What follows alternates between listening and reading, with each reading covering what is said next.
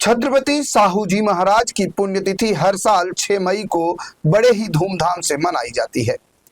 उन्हें एक सच्चे समाज सुधारक, शिक्षा प्रेमी और सामाजिक न्याय के प्रतीक के रूप में याद किया जाता है, जिन्होंने दबे कुचले वर्गों के उत्थान के लिए आरक्षण और मुक्त शिक्षा जैसे ऐतिहासिक कार्य किए। साहू जी महाराज ने कोल्हापुर रियासत में पिछड़ों के लिए 50% आरक्षण की व्यवस्था लागू की थी। मुंबई में आयोजित एक कार्यक्रम में शिवसेना यूबीटी के नेताओं ने साहू जी महाराज को श्रद्धा सुमन अर्पित कर साहू जी महाराज के आदर्शों पर चलने की बात कही। इस दौरान शिवसेना यूबीटी के एमपी अरविंद सावंत, पूर्व मेयर किशोरी पेडनेकर के अलावा कई गणमान्य लोग की मौजूदगी रही। बीजेपी विधायक मंगल प्रभात लोढ़ा ने भी छत्रपति साहू जी महाराज की पुण्यतिथि पर उन्हें याद किया। मीडिया से बातचीत में नेताओं ने बंगाल व दूसरे राज्यों के चुनाव परिणाम पर भी रिएक्ट किया।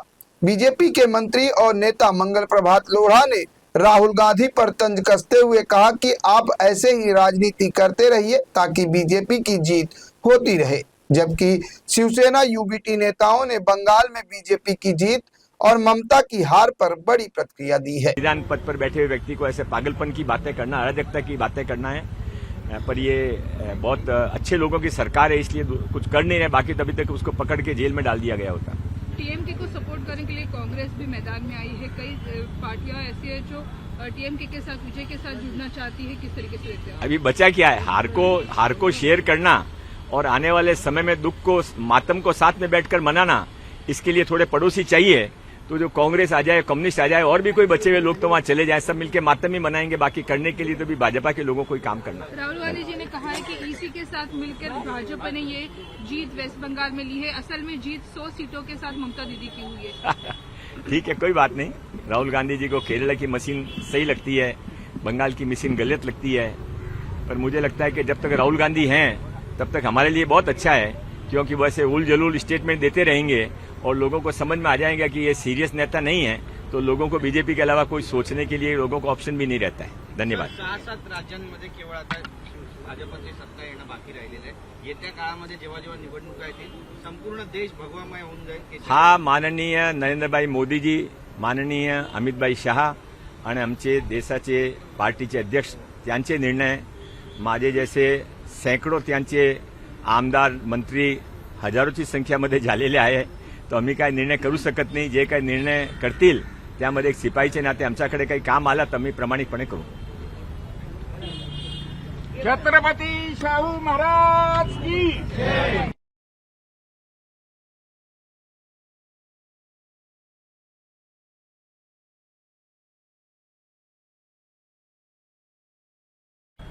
सगळ्यांचं धन्यवाद। आणि शाहू महाराजांनी जे कार्य केलेले आहेत समाजासाठी, त्याचं या निमित्ताने आपण सगळे स्मरण करूया आणि आपण आपल्या वैयक्तिक आयुष्यामध्ये समाजासाठी जेवढं चांगलं करता येईल त्या हिशोबाने प्रयत्न करूया। धन्यवाद। खेतवाडीमध्ये पोहोचलेला आहात, खरं तर रस्त्यावरच हा चौतारा आहे आणि बरीच मागणी स्थानिकांकडून होते की इथे काहीतरी चांगलं व्हावं, छत्रपती शिवाजी शाहू महाराजांचा जो वारसा आहे, जो इतिहास आहे, तो सगळ्यांना कळावा। काय नेमकी सरकारची भूमिका? मी जे स्मारक समिती आहे त्यांच्या सर्वप्रथम धन्यवाद करतो की त्याने हा स्मारक इथे उभा केला आणि ते दरवर्षी माझी विधानसभा आहे म्हणून ते मला बोलवता आणि आम्ही नगरसेवक, आमदार सर्वजण इथे, वार्ड ऑफिसर, एएमसी सर्व इथे येतात। आता हा शिवाय इथे आपण छत्रपती साहूजी महाराज मोठे व्यक्तिमत्व होते, ज्याने जे समाजासाठी काम केला, ज्याने जे महिलांसाठी सामाजिक कुरीती मिटवण्यासाठी ज्याने जे पुढाकार घेतला होता, आजपर्यंत लोक त्यांचे स्मरण करून त्या कामामध्ये आहे। आता या सर्कलवर हा बिल्डिंग इथे पुरे लॉज होती, पन्हाळा लॉज, तिथे छत्रपती शाहू महाराजांचे अंतिम दिवस गेले होते, ते मुंबई आले होते। आता इथे त्यांच्या जीवनामध्ये जे काही मोठे भीतीचित्र किंवा काय करायच्या ते आम्ही महानगरपालिकाचे अधिकारी, इथले रहिवासी आणि समितीचे लोक तिघेही एकत्र राहून नक्की करू। आज आम्ही हे पण नक्की केलं आहे की दर जयंतीला इथे मोठा कार्यक्रम करू। संध्याकाळी आपण एक मोठा कल्चरल प्रोग्राम इथे करून सर्व छत्रपती शाहू महाराजांचे मानण्यावाल्या लोकांना इथे आपण निमंत्रित करू आणि आमचा प्रयत्न राहील की पहिल्या कार्यक्रमामध्ये माननीय मुख्यमंत्रीजीने पण निमंत्रित करू, गव्हर्नर साहेबांना निमंत्रित करू आणि हळूहळू छत्रपती शाहूजी महाराज इथे जीवनाचे शेवटचे कालामध्ये इथे राहत होते, तो त्यांचे जीवनमध्ये जे काही अजून लोकांकडे फॉलोअप करण्यासाठी जे काही गोष्ट आहे, त्यांच्या व्यक्तिमत्व आहे, ते लोकांकडे कसा पोहोचतील त्यासाठी आम्ही एकत्र होऊन प्रयत्न करू. मराठी अभ्यास केंद्राने आंदोलनाचा इशारा दिलेला आहे. खरं तर हिंदी भाषिकांना ज्या पद्धतीने सक्ती करण्यात येत आहे त्यावरती कशा पद्धतीने आपल्या खात्याच्या माध्यमातून त्याला न्याय मिळतो? हा कंट्रोवर्सी में मैं जाणार नाही. ऑलरेडी सरकारने आपला धोरण स्पष्ट केला आहे. सर हिंदी में कुछ सवाल है. तर महापालिकेच्या माध्यमातून नाले सफाईला सुरुवात, परंतु अनेक ठिकाणी नाल्यामध्ये काम करणाऱ्या लोकांना कुठेतरी इक्विपमेंट मोठ्या प्रमाणात पुरवण्यात येत नाहीये. त्यामुळे 2 दुर्घटना घडलेली आहे, पवई असो किंवा दहिसरमध्ये. उनको कभी कल्पना भी नहीं थी कि उनकी ये हालत होगी, पर जो ऐसा करता है वो भरता है. और बंगाल ने तो ये भी सिद्ध कर दिया है कि जो हिंदू हित की बात करेगा वही देश पर राज करेगा. ममता बनर्जी ने घुसपैठियों को आगे बढ़ाने के लिए हिंदुओं का कत्लेआम किया था और इसके लिए वहां के लोगों ने, राष्ट्रभक्त लोगों ने उनको सबक सिखा दिया है कि आप सबका ध्यान रखो, पर हिंदू हितों के विरोध में जाओगे तो आपका वही हाल होगा जो कि अफजल खान का हुआ था, जो कि ममता बनर्जी का हुआ है. जी ठीक है, अभी देखिए कल तक क्या होता है. कॉन्स्टिट्यूशन अपना काम करेगा. पागलपन है ये, एक संविधान पद पर बैठे हुए व्यक्ति को ऐसे पागलपन की बातें करना, अराजकता की बातें करना है. पर ये बहुत अच्छे लोगों की सरकार है, इसलिए कुछ कर नहीं रहे. बाकी तो अभी तक उसको पकड़ के जेल में डाल दिया गया होता. टीएमके को सपोर्ट करने के लिए कांग्रेस भी मैदान में आई है. कई पार्टियां ऐसी है जो टीएमके के साथ, विजय के साथ जुड़ना चाहती है. किस तरीके से देखते हैं? अभी बचा क्या है? हार को शेयर करना और आने वाले समय में दुख को, मातम को साथ में बैठकर मनाना. इसके लिए थोड़े पड़ोसी चाहिए. तो जो कांग्रेस आ जाए, कम्युनिस्ट आ जाए, और भी कोई बचे हुए लोग तो वहां चले जाए, सब मिलकर मातम ही मनाएंगे. बाकी करने के लिए तो भी भाजपा के लोगों को ही काम करना. राहुल गांधी जी ने कहा है कि ईसी के साथ मिलकर भाजपा ने ये जीत वेस्ट बंगाल में ली है. असल में जीत 100 सीटों के साथ ममता दीदी की हुई है. ठीक है, कोई बात नहीं. राहुल गांधी जी को केरला की मशीन सही लगती है, बंगाल की मशीन गलत लगती है. पर मुझे लगता है कि जब तक राहुल गांधी हैं तब तक हमारे लिए बहुत अच्छा है, क्योंकि वैसे उल जलूल स्टेटमेंट देते रहेंगे और लोगों को समझ में आ जाएगा कि ये सीरियस नेता नहीं है, तो लोगों को बीजेपी के अलावा कोई सोचने के लिए लोगों को ऑप्शन भी नहीं रहता है. धन्यवाद. 6-7 राज्यांमध्ये केवळ आता भाजपची सत्ता येणं बाकी राहिलेलं आहे. येत्या काळामध्ये जेव्हा जेव्हा निवडणुका येतील संपूर्ण देश भगवामय होऊन जाईल. हा माननीय नरेंद्रभाई मोदीजी, माननीय अमितभाई शहा आणि आमचे देशाचे पार्टीचे अध्यक्ष त्यांचे निर्णय, माझे जैसे सैकड़ों त्यांचे आमदार मंत्री हजारोची संख्यामध्ये झालेले आहे. तो आम्ही काय निर्णय करू शकत नाही. जे काही निर्णय करतील त्यामध्ये एक सिपाहीचे नाते आमच्याकडे काही काम आलं तर आम्ही प्रामाणिकपणे करू. पहली बात ऐसी कि हमारे किताबों में हम अंग्रेजी स्कूल में जा रहे सब, ना उस किताबों में छत्रपति शिवाजी महाराज है, ना उस किताबों में संभाजी महाराज की शूरता वीरता है, ना उस किताबों में रिफॉर्मर जिसे कहते हैं क्रांतिकारी विचार रखने वाले शाहू महाराज का इतिहास डालते हैं. अगर होगा तो भी एक पन्ना होगा. हम अलेक्जेंडर पढ़ाते हैं, हम हिटलर पढ़ाते हैं, इससे भी ये ज्यादा महत्वपूर्ण है. जानते हो शाहू महाराज क्या था? 1874 में उनका जन्म, 1922 में 48 वर्ष में गए हैं. इस इंसान ने उस वक्त राजा होकर भी क्रांतिकारी बदल समाज में लाए. समाज सुधारक क्या होता है? समाज सुधारक पहले तो शिक्षा में सभी को सहूलत दी, सभी को शिक्षा, जाति पाति के आधार पर किसी को वंचित नहीं कर रहा. बाद में आरक्षण, आज जो बात कर रहे हैं उसकी नींव उस वक्त है. अहिल्याबाई होळकर की जो इंदिरा गांधी जी ने जो 20 कलम लाए थे ना, वो अहिल्याबाई होळकर के. भैया कभी तो इतिहास पढ़ो तो पता चलेगा अहिल्याबाई होळकर ने सारे रखे थे. उसी तरह शाहू महाराज ने रखे थे. शाहू महाराज ने शिक्षा के दरवाजे सभी के लिए खुले किए. शाहू महाराज ने 50% आरक्षण दिया उस वक्त, उस जमाने में. शाहू महाराज ने वंचितों को नौकरी में आरक्षण दे दिया. सभी को उनके पैलेस में भी जो कर्मचारी थे उसमें भी सभी जाति पाति के लोग थे. ऐसे लोग जो कोई जात न पात, धर्म न पात नहीं, इंसानियत को लेकर खड़े हुए, वैसे छत्रपति शाहू महाराज है. और उनकी आज पुण्यतिथि है, उसको अभिवादन करने आए हैं। आज जो ढंडोरा पीटते हैं ना, उनको बोलो तुम्हारा बाप उधर बैठा था कोल्हापुर में, उसने इसकी नींव डाली हुई है। सावित्रीबाई फुले, महात्मा फुले जी ने महिलाओं के लिए शिक्षा के दरवाजे खोले, याद है। डॉक्टर बाबा साहेब अम्बेडकर जी ने संविधान में महिलाओं के लिए आरक्षण देकर, शिक्षा में आरक्षण देकर किया है। नौकरी में कैसी छुट्टी होनी चाहिए दी है, सारी सुविधाएं दी। ये ऐसे लोग 2000 जिनके लिए भाई 2014 में देश का स्वराज्य हुआ, आजाद हुआ, इसे लगने वाले लोग राज्य कर रहे। उनके एक एक सांसद बोलते 2014 में देश आजाद हुआ। उनको बताओ शाहू महाराज क्या है। पिक्चर में नाचना डांडना ये ठीक है, मनोरंजन करना। इतिहास को जब तक इतिहास के पन्ने ऐसे कागज के जैसे टुकड़ों के सही से दुर्लक्ष करोगे तो समाज जागरूक नहीं होगा।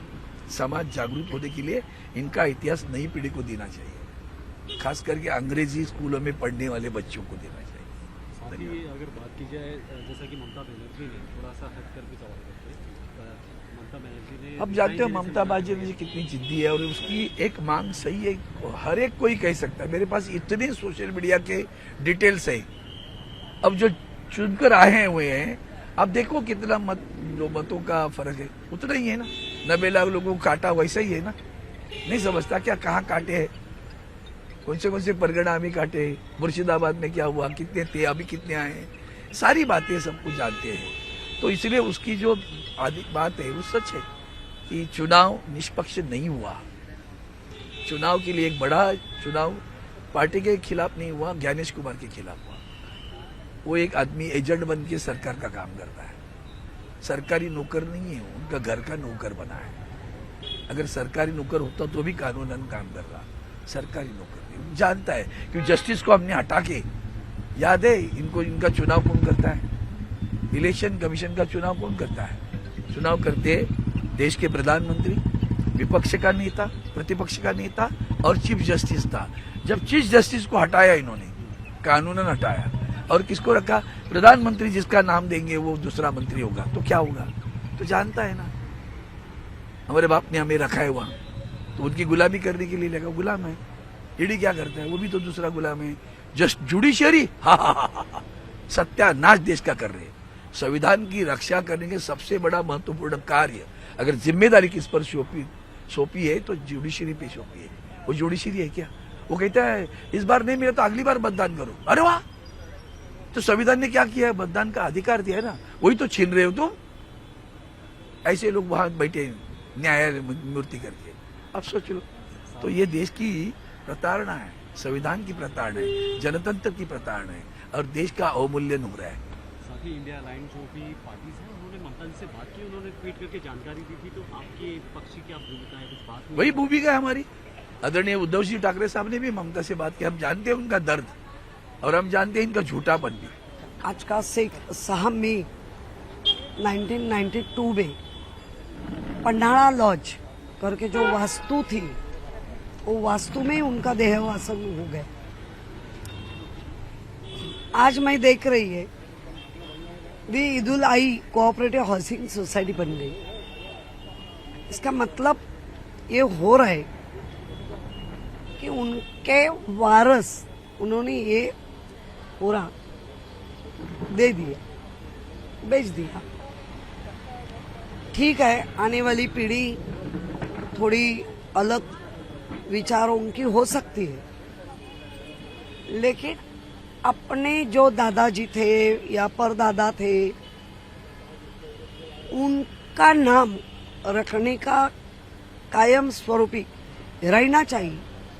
तो उन्होंने जब ये दी यूल आई या किसी को बेचा है, उनको एक शर्त डाल के कि हमारे राजश्री शाहू महाराज का एक आसन या एक फोटो का अंदर होना चाहिए।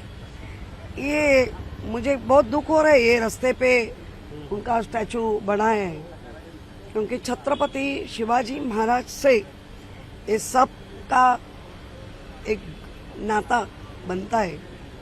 और हम आज भी छत्रपति शिवाजी महाराज की घोषणा करते तो हमारे में 100 गुना एनर्जी बढ़ती है। उनके एक जो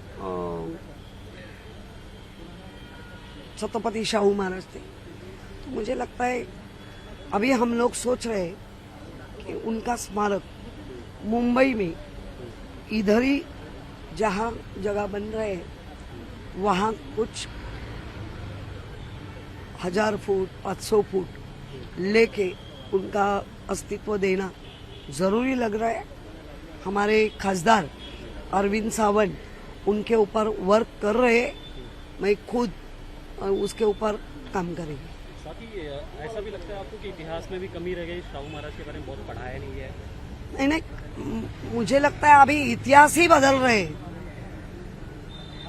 इतिहास ही बदल रहे हैं। उनको दूसरा ही इतिहास लाना है जो 2014 से चालू हुआ है भारत देश में, वो इतिहास लाना है। इसलिए इनका इतिहास कम करना है, ये देख रहे हैं हम। उसकी पाउल खुना बोलते हैं ना, वो चालू हो गई। जिस तरह वेस्ट बंगाल में रिजल्ट आया है, ममता दीदी वहां पर हार गई हैं, काफी आरोप लगाया उन्होंने, कैसे देख रहे हैं आप? आपको लगता है वो हार गई है? एक नारी को हराने के लिए पूरा केंद्र का पूरी टीम पंतप्रधान से लेके जो लड़ाई लड़ने वाले सैनिक तक उधर उतारते हैं। उसको हार कह जीत कहते। 30 दिन देश का काम ठप्प करके एक ही लेडी को हराने के लिए सब बाहुबली उतरते, उसको हार कहते, उसकी जीत है।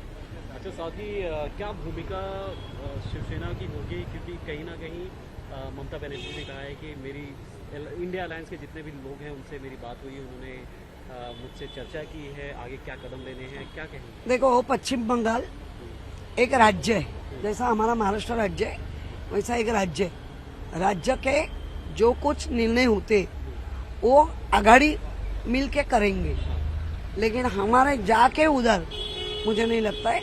हम आघाड़ी के साथ है, उनके साथ है, ये पक्का है। दीदी कह रही है कि वो रिजाइन नहीं करेंगी, क्या लग रहा है? नहीं, वो अभी लॉ क्या कहता है वो देखेंगे ना। ऐसे भी लॉ की ऐसी तैसी हुई है, तो वो बहुत होशियार है लेडी, करेगी।